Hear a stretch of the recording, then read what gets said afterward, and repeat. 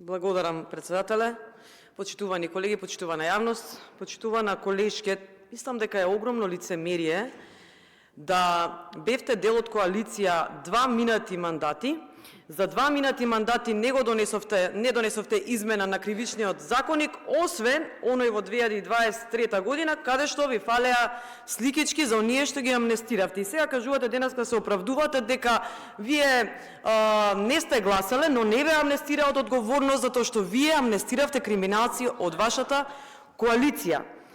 И видете сега, како жена, и мислам дека како повеќе годишни заложби како членки на клубот на пратенички, на комисијава за еднакви можности, и ети како председателка вие на партија, мислам дека не може да ги наречете козметички измени воведување на гонење по службена должност за насилството.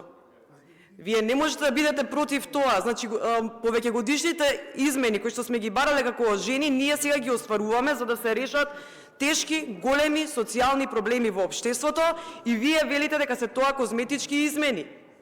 Ајде друго сега да тргнеме. Дали пример дека се инкриминира кривичното дело телесна повреда е за вас козметичка измена, па ќе ве молам. Значи се е ставено и сторено се ова што е сторено во контекст дали на семено насилство, дали на полово базирано насилство, дали во насилство врз жени, од омраза и така натаму, или спрема бремени жени, сите оние сензитивни категории.